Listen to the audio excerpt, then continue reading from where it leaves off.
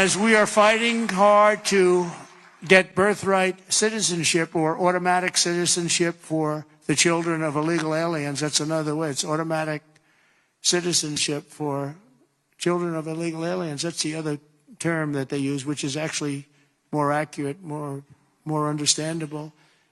And it's ridiculous. We're the only country that has it, and certainly the only country that has it to that extent. And it wasn't meant, if you look, it was really meant for children of slaves. This is when it happened. The children of slaves, it was not meant for everyone to come into our country by airplane or charging across the borders from all over the world and think they're going to become citizens. It's not meant for that. It wasn't meant for that.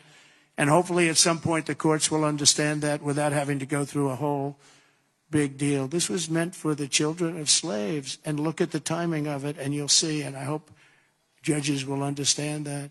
And it has to stop because it's really hurting our country very badly. In the coming weeks, I'm looking forward to working with Congress on a reconciliation bill that financially takes care of our plans to totally and permanently restore the sovereign borders of the United States once and for all. And what President... Hello, just wanted to say hi to everybody. Hope y'all are doing well. I know there's a lot of tension in the air. It's only, what, 6-7 days into Donald Trump's presidency, his 47th, as the 47th president, his second term. But we all know that he was ready to go since the last election. And so he is moving at warp speed, you know, in some ways. And people are not very happy about that. I don't know what's going on with Democrats that you are upset about deportation of criminals, you know, people who've done sex crimes, people who've done crimes against children, the elderly, you know, DUIs, multiple DUIs. You know, what in what world do you want those people in your community? In what world are you going to sacrifice your own for them? In what world? I don't know if you guys realize that this is what you're asking for when you're demanding that ICE stand down against people who've broken laws, federal laws, immigration laws, as well as civil, you know, civil laws and criminal laws in your communities. Would you say the same for, you know, young black men in your community? Would you want them to not go to jail for, you know, R-wording children, soliciting minors? But this is something that's really sick that's happening in the Democratic Party, and I don't think you guys realize it. There was a Florida treasurer, I think it was, who was just recently found, Democrat, who was just recently found to have child porn in his possession. And it's, you know, this is a highly elected official. I don't see many of these stories coming out about Republicans. That, you know, I just want to note that. We can say what we want, but every week there's some shady math, some shady donations, some pay to play, some corruption, sometimes costing lives, as we see with Biden's open borders. You know, it's ridiculous. And so for us to ignore the failures of the Democratic Party, especially as Black Americans, and repaint this narrative that somehow Trump's movements in these first few days is not reflective of failures of Joe Biden or Kamala Harris or Obama or any other Democratic administration who's promised all these things, or really, you know, at least with Kamala, promised a little of nothing, or just illusions of rights that you weren't going to lose, which you haven't. I'm still trying to find these women who've lost their rights.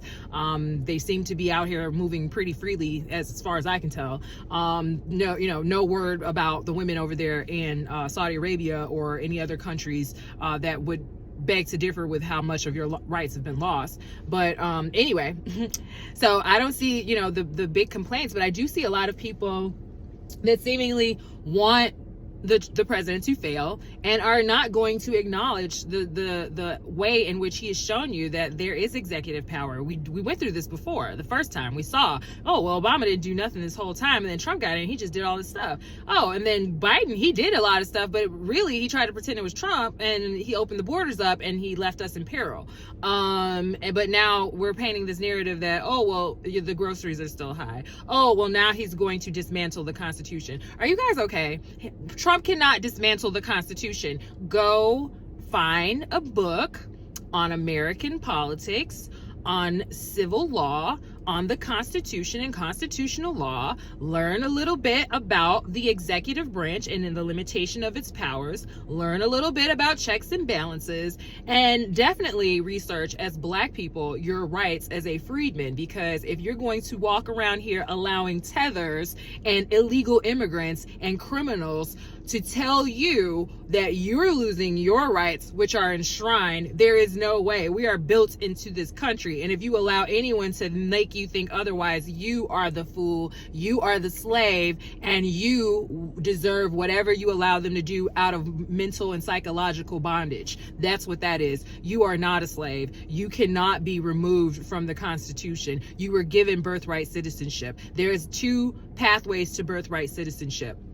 There's just Solis and just sanguine. Just sanguine is by blood. That means your parents were born here. You are a generational Black American foundational. You have been on the census. Your ancestors go back to the 1800s or the early 1900s on these censuses. You are not an immigrant. Stop letting these people tell you you're immigrants. I've heard Nigerians try to tell Black people they're immigrants. This is ridiculous. The tethers need to be stopped. I've heard the Spanish KKK, as we call them here in Chicago, using the term Underground Railroad. I've heard J.B. Pritzker mention that we've always been welcoming to migrants, but he must have forgotten about the slave laws of the late 1800s that were basically reselling Black people into bondage if they were to be found freely walking around Illinois. So please save me this BS. The sanctuary city policy does not state that we have to take care of people on in. You cannot go drop a baby out your womb in Nigeria and get citizenship for that baby and free meals and free housing.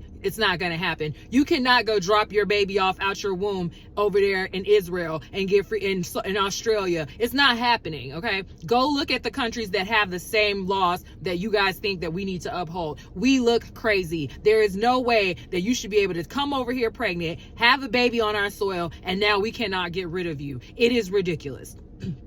So I need y'all to wake up. Black people, you have nowhere else to go. You can let all these tethers get you all lit up and gassed up to destroy your own country and your own privilege, because as I said, you are enshrined in the Constitution. Those amendments 13, 14, 15 were for you and no one else. They try to co-opt that though, because they're going to water down your freedman status, because they wanted to cause all of this confusion, to have you thinking that you're not owed something, to have you thinking that you are not built into the land. You come with the house. You come with the land. You will never be removed from this land. Your blood is on this land. Do not let people tell you otherwise. You have no other country to return to. You cannot repatriate anywhere else. Get your mind right. Trump is giving Black people a block. Trump is running a block for Black people, and y'all are too stupid to see it. Wake the fuck up. Do not listen to these Haitians and these tethers and all these immigrants that are trying to tell you you're racist because you want some sensible immigration laws, because you want them to follow the law when they come here, because you want them to respect our country when they get here and learn the ways of the country and do what they are supposed to do. Do not let these people turn your country into what they fled from, because actually you're supposed to be fighting for your rights here so you can show them how they're supposed to do it over there, as we've always done. People in Palestine were learning from Black civil rights movements over here. People all over the world learn from MLK and Malcolm X and everything we did in the United States to get civil rights. So what do we look like giving up right now? What do we look like letting people march all over our backs, all over the work that we've done, all over the work that our ancestors have done, all of the people that died and gave their lives away, and we gonna turn around and lay down again and let everybody else be lifted up off of our struggle and our pain? I don't think so, especially if you got Black people that's out here trying to act like they're doing progressive movements on our behalf. Meanwhile, they smiling in our face and they shitting on us on the side. I'm not going to stand for it. So I need black people to go research those amendments, go research Freedmen status, go research. There's a book that Yvette Carnell had recommended called The Half That's Never Told, and that book will basically break down everything about the economics of how slavery allowed the United States to become the great nation that it is. And so now you think you gonna let the nation get built off of your labor, your ancestors' labor, your pain. You never got reparations, and they gonna throw all these other people in the category with you, allowing them to get all the benefits that you were supposed to get. You don't need no DEI. That help white women, that help white people. Stop worrying about DEI. You your own DEI. Go be in them places off of your hard work. Go be in those spaces and elevate to the point that you can't be told that you can't go nowhere else. Learn your rights and learn how to advocate for yourself. And then if y'all stop gatekeeping, you could bring up people behind you instead of worrying about the white man telling you that they got to meet a damn DEI quota. Y'all talking all of this trash like y'all ain't about to be in Target and Walmart next week. Y'all snapped on Tabitha Brown, but like she wasn't making sense. When you ain't making no money, you don't understand how the money work. When you ain't trying to worry about the money and you all in your feelings, you gonna be out here trying to boycott some shit that's actually gonna be counterproductive. Because if you go in them stores and stop buying black people's stuff, guess what? Black brands no longer in the store. Now that was your DEI. Your money is your DEI. Walk and talk that shit that you talking, but really stay committed to it and put your money where your mouth is. And that has been my message today. I hope you guys have a beautiful day. This is Nicole Patrice, and I just had to let y'all know how I felt about that. Peace.